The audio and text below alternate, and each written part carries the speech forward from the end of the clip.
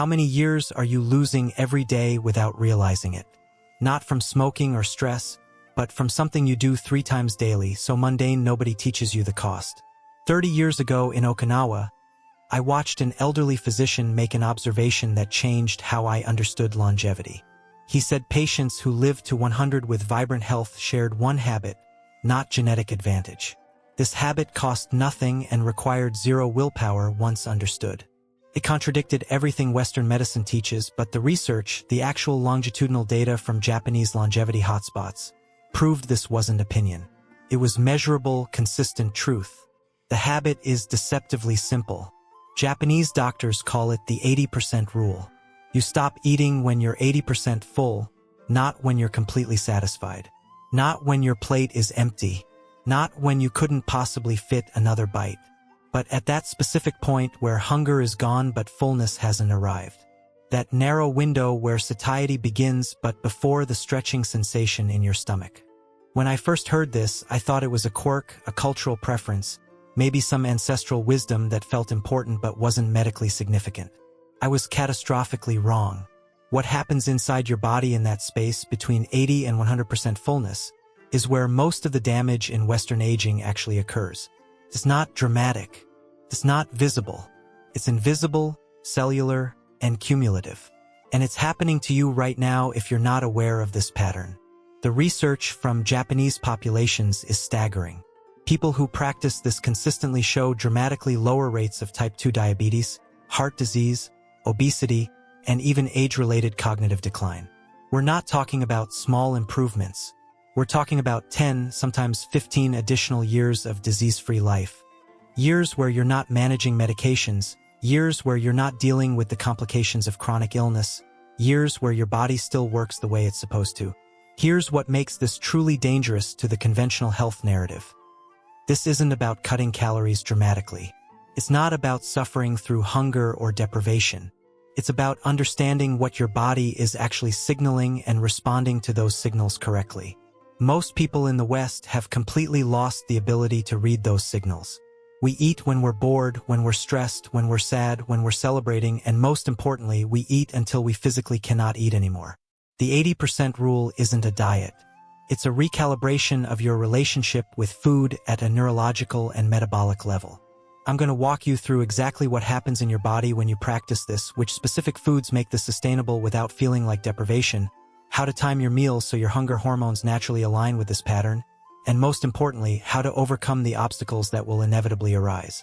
Stay with me because what you're about to discover is going to reframe everything you thought you understood about aging, disease prevention, and longevity. Before we go deeper into this, I want to say something. The fact that you're watching this, that you've stayed this far into the video, tells me you're different from most people. Most people scroll past information about longevity because it feels too complex, too overwhelming, or not urgent enough. But you're here. You're taking time to understand this because, somewhere deep down that aging doesn't have to be a decline. It can be a choice. And you're willing to learn the actual mechanism behind that choice. So I'm asking you to do something before we continue. If this is resonating with you, if this feels like something you needed to hear, leave a comment right now. Not a long one. Just share how you currently eat. Are you someone who eats until completely full? Do you struggle with knowing when to stop? What's your biggest barrier to eating less? The comments section is where real conversations happen, where people see each other's struggles and realize they're not alone in this. Your comment might be exactly what someone else needed to read today. That's how community builds around this information. And if you haven't already, hit the like button. Not because I'm asking for engagement metrics, but because it tells the algorithm that this message matters, that it's worth showing to other people who are searching for longevity answers. When you like something, you're saying, this deserves to reach more people who need it. And trust me, there are millions of people in their 50s, 60s, 70s who are currently on a collision course with preventable disease, watching videos about workout routines or supplement stacks, completely missing the one habit that would actually change their trajectory. Your like helps redirect them toward what actually works. Subscribe too, because what we're about to cover over the next sections isn't something you encounter everywhere. This is the intersection of Japanese medical practice, longevity research, and practical application that most health content completely ignores. Once you understand this framework, you'll start seeing your own eating patterns differently. You'll start recognizing the signals in your body that you've been ignoring for decades. And you'll have access to the specific strategies that make this sustainable, not just for a week or a month, but for the decades that matter. Now, let's go deeper, because understanding the rule is one thing. Understanding what's actually happening inside your body when you stop at 80% versus 100%, that's where everything changes. Now, deeper into what happens inside your body at 80% versus completely full, the difference between activating repair or inflammatory cascades that compound into disease. When you eat, systems activate. Digestion, blood sugar rises, insulin secretes, stomach expands, brain receives fullness signals. Western eating has broken this feedback. We eat too fast, processed foods that don't trigger satiety until stomach distends. By then, damage begins. When you stop at 80% fullness, your stomach is still comfortable. You're not experiencing that stretched, heavy sensation. Your blood sugar hasn't spiked excessively. Your pancreas hasn't had to dump an excessive amount of insulin into your bloodstream. But here's the critical part that most people completely miss. Your body is still receiving all the nutritional signals it needs. Satiety isn't about stomach fullness alone. It's about the activation of multiple hormonal pathways. When you eat nutrient-dense foods, the kinds Japanese elders eat, satiety hormones like leptin and ghrelin activate at smaller portions because your brain is actually receiving the signal. I have enough fuel, I have enough nutrients, we can stop here. This is where most Western approaches to portion control fail catastrophically. People try to eat less while consuming the same processed, calorie-dense, nutrient-poor foods they were eating before. The result is constant hunger because their leptin signaling is still broken. They're eating fewer calories, but their brain never actually receives the message that they're well-fed. So they experience constant deprivation. The 80% rule with conventional food is torture. The 80% rule with nutrient-dense food is effortless. In the aging body, especially over 50, this mechanism becomes even more critical. Your metabolic flexibility declines. Your ability to handle glucose spikes decreases. Your insulin sensitivity naturally decreases. Your inflammatory response becomes more reactive to excess calories. What you could get away with at 30, eating until completely full, processing massive glucose spikes, storing excess energy, becomes increasingly dangerous at 60. The same behavior that didn't manifest as disease in youth now directly triggers the metabolic dysfunction that leads to diabetes, cardiovascular disease, and cognitive decline. The Japanese medical observation is that once you pass that 80% threshold consistently, something remarkable happens in the aging body. Your cells actually begin producing more of the signaling molecules that activate autophagy, essentially cellular repair and cleanup. Your insulin levels remain lower throughout the day, which means your cells aren't constantly being bombarded with the aging signal that high insulin creates. Your mitochondria, the power plants of your cells, function more efficiently because they're not overwhelmed trying to process excessive fuel. Your metabolic rate actually increases slightly because your body isn't in that stressed, inflammatory state that comes from consistent overeating. The research from Okinawa shows something particularly striking. In populations that maintain 80% fullness as a consistent practice, markers of cellular aging actually slow down. Telomeres, the protective caps on your chromosomes that shorten with age and stress, show less deterioration. Inflammatory markers like C-reactive protein remain lower. Blood pressure stabilizes. Arteries remain more flexible. It's not magic. It's what happens when you stop chronically stressing your metabolic system. Your body isn't designed to constantly process massive food quantities. It's designed to thrive on adequate fuel, processed efficiently, without excess. The metabolic difference between 80 and 100% fullness compounds dramatically over decades. A person eating at 100% fullness is creating chronic, low-grade inflammation and metabolic stress that's barely noticeable day to day but accumulates into disease by 60 or 70. The same person eating at 80% is giving their body space to heal, repair, and function optimally. By 70 or 80, the difference is literally the difference between independence and decline, between managing 3 chronic diseases and having none. This isn't theoretical. The data from Japanese longevity hotspots is consistent, measurable, and undeniable. Your choice to stop a little bit earlier isn't a restriction. It's a deliberate activation of your body's repair and longevity mechanisms. Comment below, this makes sense to me, if this biological mechanism is clicking into place for you. This is where practical application begins. Most portion control advice fails because it ignores a truth. You can't sustain eating less without satisfying food. But Japanese foods are engineered to create maximum satiety with minimum volume. Miso soup appears simple, but hits multiple satiety pathways. The fermented miso makes nutrients accessible. Broth provides minerals and electrolytes. Vegetables provide fiber and volume. Before eating, miso soup signals satiety to your brain. Your stomach fills with low-calorie, high-nutrition content. Your leptin receptors receive the signal they need to stop. Seafood operates differently in Japanese diets than Western. It's consumed in smaller portions because it's nutrient-dense. Salmon provides omega-3 fatty acids supporting brain health, selenium for cell protection, and amino acids satisfying protein requirements in small volume. 4 ounces of seafood combined with vegetables and umami-rich ingredients creates complete satiety. Fermented vegetables are critical. Kimchi, miso-pickled vegetables, and fermented preparations colonize your gut with beneficial bacteria improving nutrient absorption. When your microbiome is optimized, satiety signals work better. You feel full faster because your body receives nutritional information. Processed food damages gut bacteria. Fermented food heals it. Someone eating fermented vegetables at 80% fullness is more nourished than someone eating processed food at 100%. Legumes, beans, lentils, and other pulses form the foundation of longevity diets across multiple blue zones, including Okinawa. Legumes are the only food group that combines complete protein with substantial fiber. That combination is absolutely crucial. Fiber slows down digestion, maintaining stable blood sugar and preventing the energy crashes that trigger hunger. Protein activates the satiety centers in your brain more powerfully than any other macronutrient.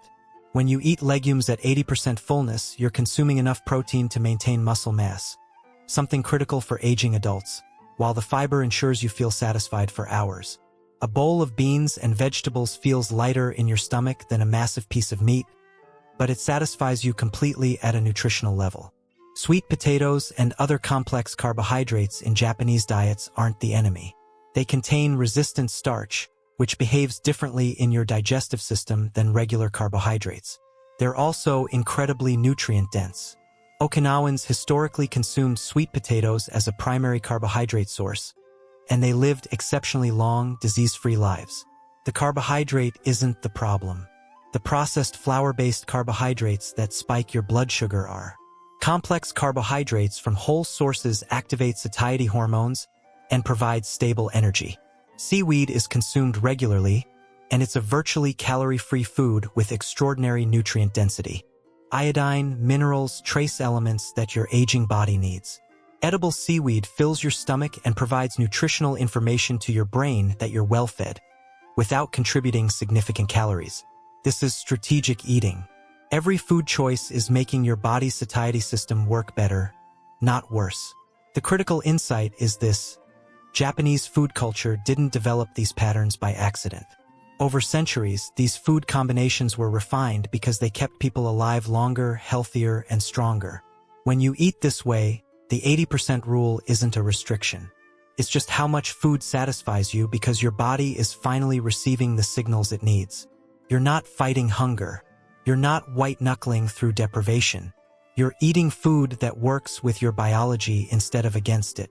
Type, I'm exploring these foods, if you're ready to shift your food choices toward what actually supports the 80% fullness rule.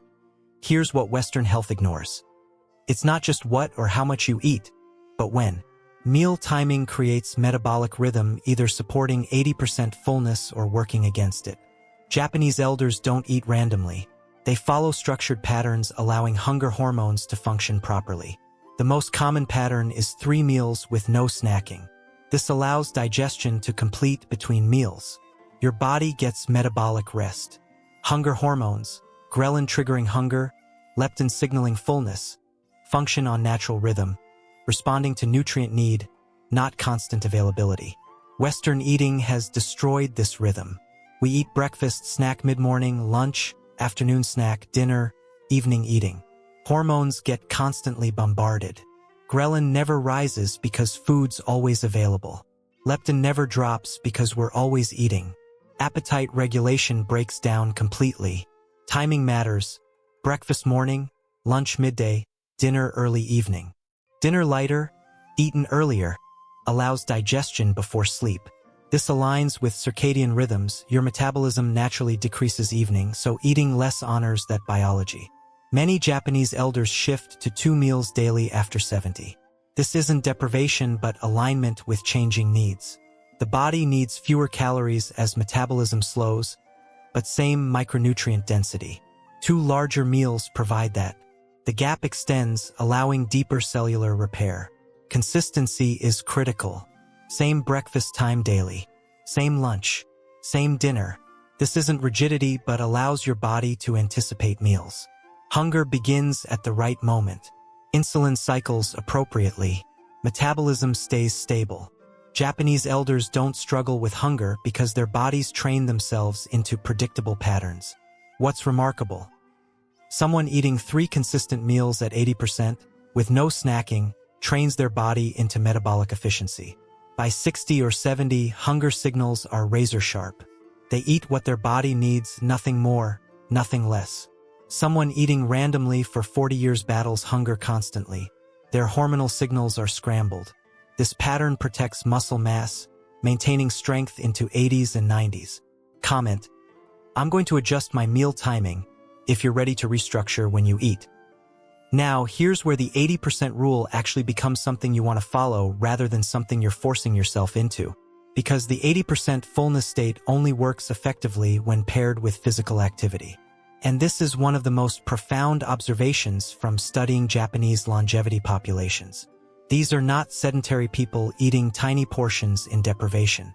They're active people who've structured their physical movement in a way that perfectly complements their eating pattern. The movement patterns in Japanese longevity hotspots look nothing like Western fitness culture. No one's spending hours in a gym. No one's doing extreme HIIT workouts. No one's obsessing over calories burned. But they're consistently, daily, moving their bodies in functional ways. Walking is the foundation, not power walking, not performance-focused walking, just regular, consistent walking that's integrated into daily life. To the market, to visit someone, through the neighborhood. Older Japanese adults often walk 8 to 10 miles a day without thinking of it as exercise. It's just life. This is crucial because walking after meals does something remarkable to your metabolism. When you consume a meal and then walk, even gently, your muscles immediately begin taking glucose from your bloodstream without requiring massive insulin spikes. Your insulin sensitivity improves. Your blood sugar remains stable. The food is being immediately directed toward fuel and cellular repair rather than storage as fat. More importantly, walking after meals prevents that energy crash that triggers hunger an hour or 2 later. You're not sitting on the couch after a meal, watching your blood sugar spike and crash, triggering the desire to eat more. You're actively utilizing the fuel you've consumed. This means you stay satisfied longer. You don't experience the false hunger that comes from metabolic instability. The 80% full meal is genuinely satisfying because the fuel is being used effectively. The second movement pattern in Japanese longevity cultures is gardening and yard work. This is different from walking. It's functional strength work. It's bending, lifting, digging, carrying. It's engagement with the physical world. As aging happens in the West, people stop doing this work. They hire someone to landscape their property. They have groceries delivered. They avoid anything physically demanding. The result is progressive loss of strength, loss of functional capacity, and loss of metabolic demands that require food intake. Japanese elders continue gardening and yard maintenance into their 90s. This maintains muscle mass, maintains metabolic demand, and, critically, maintains the physical dignity that comes from being capable. Here's what researchers have found striking Japanese elders report. They don't consciously follow a diet. They don't count calories. They don't struggle with portion control. But they move consistently, and that movement creates a metabolic state where eating less is effortless. Your muscles are insulin sensitive from consistent movement. Your metabolic rate is higher because you're maintaining muscle mass. Your hunger signals are accurate because your glucose metabolism is stable. The 80% fullness rule isn't something they're forcing. It's just the amount of food that satisfies them given their activity level and metabolic state. In the aging body, this becomes even more critical. Metabolic rate naturally declines about 3 to 8% per decade after age 30, but only if you're sedentary. With consistent movement, you can maintain metabolic rate or even increase it. This means the caloric requirements of your aging body don't drop as dramatically. You're not restricted to tiny portions because your body still needs fuel to function. The 80% rule becomes sustainable because you've maintained the metabolic machinery to utilize that fuel. Compare that to someone who's been sedentary for decades. By 60, their metabolic needs have dropped so dramatically that they're in constant hunger fighting a tiny portion size. The difference isn't the portion. It's the movement that precedes and follows it. The type of movement matters less than the consistency. Tai Chi, which is practiced widely among older Japanese people, combines gentle strength work with balance and coordination. It activates muscles without creating the joint stress that might prevent someone from continuing it into their 80s. Walking can be done regardless of fitness level. Even light housework and daily activities maintain metabolic demand. The research on Japanese elders is clear. The consistency of movement, not the intensity, creates the metabolic state where the 80% rule works. What's profound about this is that it's completely doable at any age. You don't need to have been athletic your whole life. You don't need to be in perfect fitness. The movement pattern that supports the 80% rule is accessible to people even in their 70s and 80s. A 10-minute walk after meals, time in the garden, household movement, light physical work. These aren't performance goals. They're just the baseline movement that humans evolved to do. When you establish this pattern, your body recalibrates. Your muscles become sensitive to insulin. Your metabolic rate stabilizes. Your hunger signals become accurate. And suddenly, eating less isn't deprivation. It's just the right amount given what you're actually doing with your body. This is why sedentary people struggle with portion control while active people don't.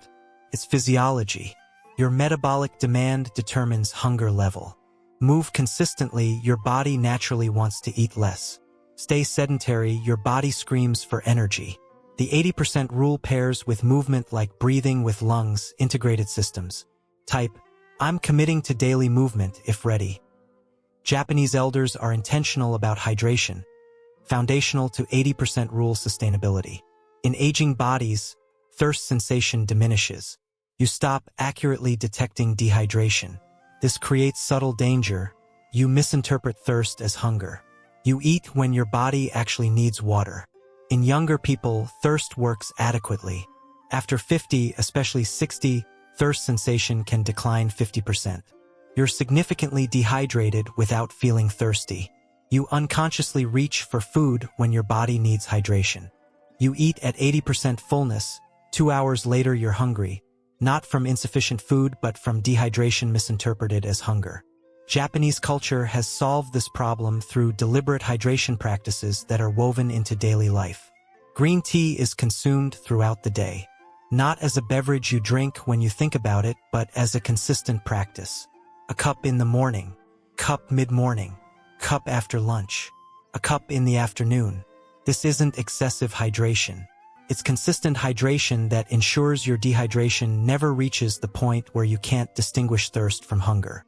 Green tea also provides EGCG, a catechin with metabolic benefits and potential longevity markers, but the primary function of the consistent tea drinking is simply ensuring adequate hydration. Miso soup serves this function at meals. Before eating, many Japanese elders consume a bowl of warm miso soup. The broth is essentially salt water with fermented ingredients. You're hydrating, you're providing sodium which helps retain hydration, and you're signaling satiety to your brain before you eat the main meal. By the time you eat your primary meal, you're already partially satisfied from the fluid and the nutrients in the broth. Your stomach isn't desperately empty. You're hydrated, so your thirst mechanism isn't firing false hunger signals. The 80% fullness of the main meal is now genuinely satisfying because you're not confusing dehydration with appetite. Plain water is consumed as well, but often with intention around meals. A glass of water 30 minutes before eating helps prepare the digestive system and ensures you're starting the meal hydrated, not dehydrated. Water with meals provides volume and helps with satiation. The key difference from Western hydration patterns is that it's intentional and consistent. It's not random. It's not, I'll drink water when I remember. It's structured so that dehydration never becomes a confounding variable in appetite regulation. There's something else happening at a physiological level with hydration that impacts the 80% rule directly. Your stomach has stretch receptors that signal fullness. But those receptors respond to total volume, not calories. When you're well hydrated and consuming broth-based soups and tea before and with meals, you're creating volume that activates those stretch receptors. You feel satisfied with less food volume because you're including fluid. Someone eating a completely dry meal of just rice and vegetables might feel hungry at 80% fullness because there's minimal volume. Someone eating miso soup, vegetables cooked with broth, and drinking tea feels completely satisfied because the total volume is greater even though the solid food intake is less. The timing of hydration relative to meals is also critical. Drinking large amounts of water immediately after eating can actually interfere with digestion by diluting stomach acid. But hydrating before meals and sipping throughout meals optimizes both satiation and digestion. Japanese elders often drink water or tea before meals, consume broth-based components with their meal, and then stop drinking much after finishing. This pattern ensures satiation without disrupting the digestive process. It's not random. It's been refined through centuries of practice. The psychological component is worth noting too. Drinking something warm, particularly tea, creates a sense of comfort and completion that mimics the satisfaction of food without adding significant calories. You finish a meal at 80% fullness, you have a cup of tea, and psychologically the ritual of the tea feels like completing something. It satisfies the behavioral aspect of eating without requiring more food. This is why ritual around hydration matters, not just the physiological aspect. Your brain needs the signal of completion. In the aging body, proper hydration also impacts cognition, energy, and physical capability. You're not just avoiding false hunger signals. You're optimizing the cellular environment for function. Dehydration in older adults is associated with increased fall risk, cognitive decline, and constipation. Proper hydration prevents all of these.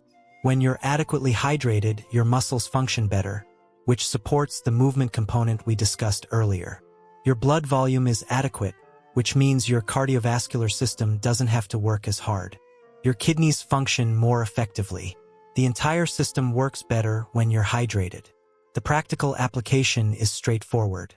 Establish a hydration routine with tea or other beverages. Start meals with a warm broth or soup. Drink water intentionally, not randomly. Pay attention to whether what you're experiencing is genuine hunger or thirst misinterpreted as hunger. Once you understand this mechanism, the 80% rule becomes dramatically easier because you're not fighting false hunger signals created by dehydration. You're genuinely satisfied because your body is actually satisfied, not confused. Comment: I'm increasing my intentional hydration if you're ready to restructure how you drink throughout the day to support the 80% rule. Everything we've discussed, the biological mechanisms, the food choices, the meal timing, the movement, the hydration, all of this converges toward a single outcome: disease prevention. And this is where the 80% rule stops being an abstract concept and becomes starkly real. Because the populations that practice this consistently show health trajectories that are fundamentally different from Western populations. We're not talking about marginal improvements. We're talking about avoiding the diseases that define aging in the modern world. Look at the data from Okinawa, where the 80% rule, called Hara Hachi Bu, has been practiced for centuries. The rate of heart disease in Okinawans in their 70s is 80% lower than in Americans in their 70s. 80% lower. Not a small difference. Not a marginal improvement. For context, American men in their 70s have roughly a 25% prevalence of heart disease. Okinawan men have roughly 4 to 5%. When you live in a population where heart disease is rare, you're not living in a population where people are genetically blessed. You're living in a population where the behavior is preventing the disease from manifesting in the first place. Type 2 diabetes shows a similarly striking difference. In the United States, approximately 27% of adults over age 65 have diagnosed type 2 diabetes. In Japanese populations practicing the 80% rule, that rate is 3 to 5%. Again, we're talking about an 80% reduction in disease prevalence. This isn't a minor lifestyle hack. This is the difference between a disease epidemic and a disease rarity. When you understand that type 2 diabetes is, in the majority of cases, preventable through caloric moderation and metabolic management, you understand exactly what the 80% rule is doing. It's preventing the metabolic dysfunction that becomes diabetes. Obesity, of course, follows a different pattern in these populations. While Americans over 65 have obesity rates around 40%, Japanese populations practicing traditional eating patterns maintain obesity rates around 3 to 5%. But here's the critical point. This isn't because Japanese people are just naturally thin. It's a behavioral and cultural outcome. When you look at Japanese immigrants to the United States, obesity rates increase to American levels within one generation. This proves beyond any doubt that the difference isn't genetic. It's the food environment and the eating behavior. The 80% rule is why the disease never develops in the first place. Cancer rates tell an interesting story. While cancer is complex and multifactorial, Japanese populations show lower rates of certain cancers, particularly colorectal and breast cancer. Researchers attribute this to multiple factors, but chronic overnutrition is implicated in several cancer pathways. The 80% rule, by preventing caloric excess and maintaining stable insulin levels, removes one of the environmental drivers of cancer progression. You're not preventing cancer through magic. You're removing one of the conditions that allows it to develop. But perhaps most striking is cognitive health. Alzheimer's disease and other dementias are becoming increasingly common in Western aging, to the point where people fear cognitive decline more than they fear physical disease. In populations practicing the 80% rule consistently, cognitive decline is not the expected outcome of aging. Sharpness and mental capability are maintained into the 80s and 90s. This isn't luck. Multiple mechanisms explain this. Stable blood sugar prevents the glucose variability that damages brain tissue. Lower insulin levels prevent insulin resistance in the brain, which is increasingly recognized as a factor in Alzheimer's. Consistent movement maintains cerebral blood flow. Proper nutrition provides the micronutrients that support neuroplasticity. The data on functional capacity in aging is perhaps most compelling. In Western populations, independence typically begins declining in the 70s. People lose strength, balance deteriorates, mobility decreases. Quality of life decreases because basic physical tasks become difficult. In Japanese populations, functional capacity is often maintained into the 80s. People are climbing stairs, maintaining balance, able to live independently. This is directly connected to the prevention of the metabolic diseases that compromise physical capability. Someone managing type 2 diabetes, hypertension, and cardiovascular disease loses physical capability faster than someone without these diseases. By preventing the diseases, you preserve function. Life expectancy shows the ultimate outcome. Japan has the highest life expectancy in the world, currently at 84.6 years. But more importantly, healthy life expectancy, years lived with good health, is 75.4 years. In the United States, life expectancy is 78.9 years, but healthy life expectancy is 63.1 years. Americans are living those additional years in states of disease and decline. Japanese populations are living additional years in states of relative health. This is the difference the 80% rule creates. It's not about adding years. It's about adding healthy, functional, disease-free years. When you understand that these disease patterns aren't inevitable, they're the result of dietary and behavioral choices, everything changes. The 80% rule isn't a weight loss hack. It's a disease prevention mechanism. You're not restricting yourself. You're preventing the metabolic dysfunction that leads to heart disease, diabetes, stroke, cognitive decline, and loss of functional independence. You're positioning yourself to age like a Japanese elder, not like a typical American. You're making a choice now that will determine whether your 70s and 80s are characterized by health and capability or by medical management and decline. The remarkable thing is that this isn't complex medicine. It's not requiring expensive medications or advanced procedures. It's a behavioral choice that literally anyone can implement. But the outcome, decades of disease-free living, is as profound as modern medicine can produce. When you see the data clearly, the 80% rule becomes not a deprivation but an absolute necessity. Comment: I'm preventing these diseases if you understand that following this rule is protecting your long-term health outcomes. Understanding 80% intellectually and implementing it in real life differ completely. You live in a food environment engineered against this. Eating is social, food is emotional, portions normalized to shocking sizes. You've spent decades developing eating patterns that won't change through knowledge alone. Understanding obstacles beforehand separates success from failure. The first and most immediate obstacle is social eating. You're going to be at a restaurant with friends, and everyone around the table is ordering massive portions. You're going to be at family gatherings where food is culturally significant, where not finishing your plate is seen as rejection. You're going to face pressure, explicit or implicit, to eat in the way everyone else is eating. The strategy Japanese elders use is simple but requires intentionality. First, understand that it's completely acceptable to eat less than what's served. The portion size on your plate is not a commitment you have to complete. Second, practice announcing it. I'm going to eat until 80% full and leave the rest. This reframes it from secret restriction to a deliberate choice. People respect intentional choices. What they judge is sneaky eating or appearing to be dieting. The second major obstacle is emotional eating. You've trained yourself to eat when stressed, when sad, when bored, when celebrating. Food has become your emotional regulator. The 80% rule won't work if you're using food for emotional purposes because you'll eat past 80% to get the emotional satisfaction. The solution isn't to eliminate emotional eating immediately. It's to create alternative behaviors for emotional regulation. Japanese culture creates rituals around tea drinking that serve this purpose. Tea with intention, with presence, creates comfort without requiring food. Walking serves this purpose. Time in the garden. The behavioral replacement is crucial. You're not taking something away without replacing it. The third obstacle is appetite rebound.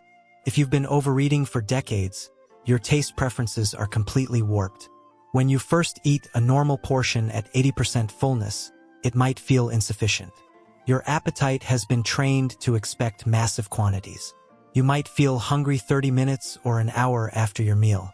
This is crucial to understand. This is not real hunger. This is habituation. Your body has been accustomed to excess. It takes time, typically 2 to 3 weeks, for your appetite regulation to recalibrate. During this window, you have to trust the data rather than your feelings. You just ate a complete meal.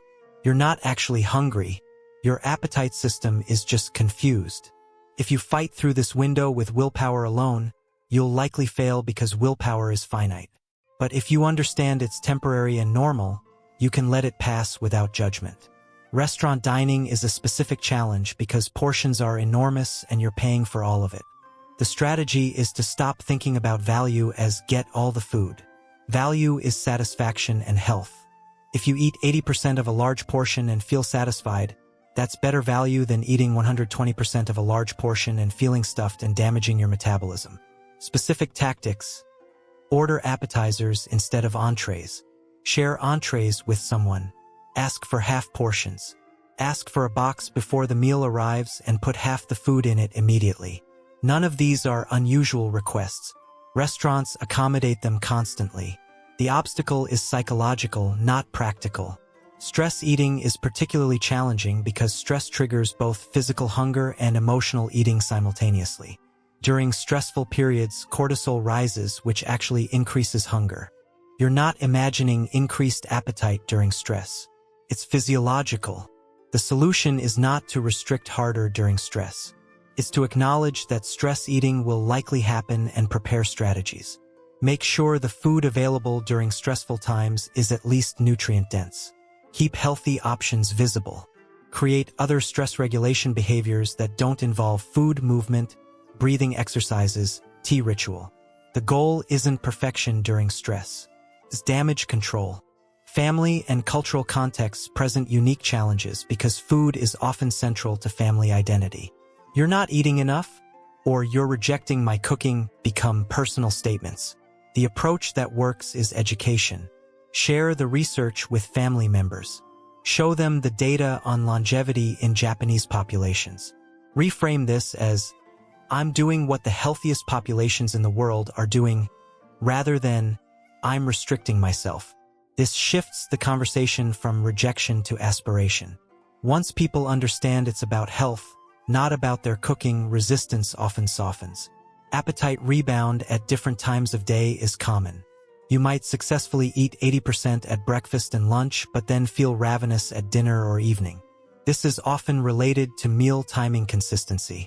If your meals are inconsistent, your hunger hormones get scrambled. You might be genuinely needing fuel at a specific time because your body has been underfed at other times. The solution is to ensure each meal provides adequate nutrition and that meals are actually spaced properly. You might need more food at one meal and less at another, but total daily intake and meal timing should be consistent. The biggest psychological obstacle is often the belief that eating less equals suffering, because you've been told your whole life that larger portions equal more pleasure. In reality, once you reset your appetite, smaller portions at 80% fullness feel more pleasurable than larger portions because you don't have the uncomfortable stuffed feeling afterward. You maintain energy stability. Your digestion works properly. But getting from the belief in your head to the actual felt experience takes weeks. You have to trust the process during the gap. And finally, consistency. The 80% rule works because it's consistent. You can't do it sometimes and abandon it other times. That just creates metabolic chaos. Your body needs to know that this is the new baseline. Once it becomes automatic after about 2 months of consistency, it requires zero willpower. It's just what you do. But getting there requires genuine commitment. Not perfect execution, but genuine intention to restructure your eating behavior. Type, I understand the obstacles if you're prepared to acknowledge that this change will be challenging and that preparation is how you succeed. Now we need to synthesize everything we've discussed because the 80% rule doesn't exist in isolation. It's not a single habit that you implement independently of everything else. It's the foundation of a system. And understanding how these components interact and reinforce each other is what separates people who successfully shift their health trajectory from people who implement these ideas inconsistently and see inconsistent results. Let me walk through the logic of how this compounds. You start by understanding the biological mechanism. Eating at 80% fullness prevents chronic insulin elevation, reduces inflammatory signaling, and activates autophagy and cellular repair. That's the foundation. But that knowledge alone doesn't change behavior. So you shift your food choices toward nutrient-dense options, fermented foods, seafood, legumes, complex carbohydrates. Now you're eating smaller portions, but you're satisfied because your body is receiving complete nutritional signals. You're not in a state of constant hunger. Your appetite regulation system is already beginning to reset. Then you restructure your meal timing. 3 consistent meals with genuine fasting periods between them.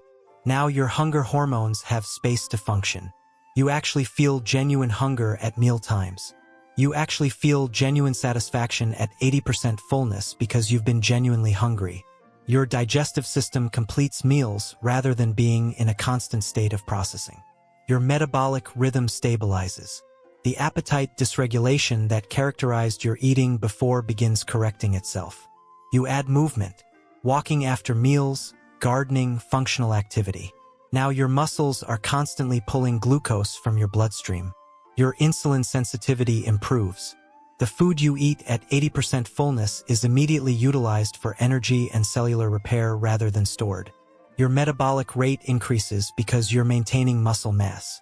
You're burning more calories while eating less. That's the beginning of real metabolic change.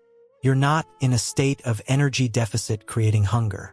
You're in a state of metabolic efficiency where less food feels adequate. You establish intentional hydration. Tea, broth, water with intention and timing. Now you're never in a state of subtle dehydration triggering false hunger. Your stretch receptors in your stomach are receiving adequate volume signals. The rituals around hydration, tea in the morning, miso soup before meals, tea in the afternoon, create psychological satisfaction independent of additional food. You're preventing the false hunger signals that sabotage most attempts at portion control.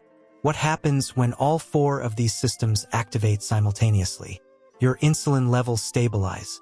Your blood sugar remains consistent. Your hunger and fullness hormones function accurately. Your metabolic rate increases. Your body composition begins shifting as excess fat is burned and muscle is maintained. Your energy is stable throughout the day because you're not experiencing the crashes that come from blood sugar spikes and crashes. Your digestion improves because you're eating an appropriate volume and adequate time for meals to fully process. Now layer in the time component. After 2 weeks, you're feeling noticeably better. Your digestion is improved. You have more stable energy. You're sleeping better. After a month, people start noticing physical changes. Your clothes fit differently. You move with more ease. Your mental clarity improves as your blood sugar stabilizes. After 3 months, the compounding effects become visible in how you look and feel. Your skin looks better because chronic inflammation is decreasing. Your movement is easier because you're carrying less weight and your joints aren't stressed. Your mind is sharper because you're not experiencing the cognitive fog that comes from metabolic dysregulation. After 6 months to a year, the system is working so smoothly it requires no conscious effort. You eat at 80% fullness automatically because that's genuinely what satisfies you. You move daily because it's part of your routine. You drink tea and water intentionally because it's part of your culture now. Your meal timing is consistent because your body expects food at those times. This isn't deprivation maintained through willpower. This is a new baseline that feels normal. But here's where the real compounding becomes dramatic. After 2 years, 5 years, 10 years, the disease prevention mechanisms we discussed earlier become apparent in your blood work and your health status. Your fasting glucose remains stable. Your triglycerides improve. Your blood pressure normalizes. If you had any early indicators of metabolic disease, prediabetes, prehypertension, they resolve. These aren't medications doing this. These aren't supplements. These are direct physiological changes from behavioral consistency. Your body is being given the conditions it needs to function optimally, and it's responding by healing. Over decades, the compounding becomes literally life-altering. You reach your 60s without the chronic diseases that are killing your peers. You reach your 70s still functional, still capable, still independent. You reach your 80 without the cognitive decline or physical deterioration that's become normalized. Your additional years are healthy years. Your quality of life is fundamentally different from people who didn't make this shift. You're not managing diseases. You're preventing them entirely. This is systems thinking. Single behaviors compound when they work together. The 80% rule: without movement fails. Movement without appropriate food fails. Meal timing without hydration fails. But when all the components work in concert, they create a self-reinforcing system that becomes progressively easier to maintain and progressively more powerful in its effects. This is why Japanese elders aren't white-knuckling their way through deprivation. They've created a system where health-promoting behaviors feel natural because they work together. The profundity of this is often missed because each component seems simple individually. Eat less, move more, drink water, regular meals. But the interaction between these elements creates something greater than the sum of parts. It's not that each component is powerful. It's that they're creating a metabolic and behavioral environment where your body's repair and longevity mechanisms activate simultaneously. It's not willpower, it's system design. And this is available to you, not in some distant future, not when conditions are perfect. Now, this week, you can begin this tomorrow. You can eat 80% fullness at your next meal. You can take a walk after that meal. You can have tea instead of another snack. You can shift one meal to a consistent time. Each of these is accessible immediately. The compounding begins immediately. After 30 days, after 90 days, you'll have evidence in your own body and mind that this works. You won't need to believe what Japanese populations demonstrate. You'll know it from your own experience. Comment: I'm thinking in systems. If you understand that the power isn't in any single habit, but in how they work together, I want you to understand something. What you've just experienced in this video is not information. Information is abstract. It's something you forget. What you've had is a framework, a way of thinking about your body, your aging, and the choices that determine your trajectory. And frameworks stick. They become part of how you see the world. The next time you're eating, you're going to notice something. You're going to become aware of how full you actually feel at different points. You're going to recognize that moment when hunger is satisfied but before the stretching sensation of fullness arrives. You can't unsee that. You can't unhear the logic of how your metabolism changes when you eat less consistently. And that awareness is where change begins. If this resonates with you, if you can feel the truth in what we've discussed because it aligns with things you already suspect about your aging and your health, then please do something with that resonance. Subscribe, not because I'm asking, but because understanding longevity, understanding disease prevention, understanding how your body actually works is not something you encounter everywhere. The content you follow shapes the information you encounter. The information you encounter shapes the choices you make. The choices you make determine your trajectory. Subscribe because you're committing to following frameworks that work, not quick fixes that don't. Like this video, not for my metrics, but because you're signaling to the algorithm that this matters. That longevity education matters. That connecting behavior to outcomes matters. When you like videos about health, you're telling the system, show me more of this, show other people who need this. That matters. In a world saturated with fitness nonsense and supplement marketing, signal matters. Your like is you saying, this is real. And yes, leave a comment. This isn't about engagement metrics. The comment section is where people reveal what they're thinking. Someone is going to read your comment and realize, I'm not the only one struggling with this. Someone else already made this change, or someone else is struggling with the same obstacles. That recognition is how real change happens. Not in isolation, in community, in seeing your own struggle reflected back. Most importantly, try this. Not theoretically, not eventually. This week, choose one meal. Eat until 80% fullness instead of 100. Notice what happens. Notice that you're not actually hungry 30 minutes later. Notice that your afternoon energy doesn't crash. Notice that your digestion feels better. That's not placebo. That's your body responding to something it's been asking for. That evidence from your own experience is more powerful than any study I could cite. The next video is going to go deeper into specific foods that make this rule effortless, exact meal timing that works in real life, and how to handle the situations where everyone around you is trying to sabotage your choices. Because knowledge without the practical implementation tools is just nice ideas. You deserve the full toolkit. Stay curious about your body. It's been trying to tell you this whole time.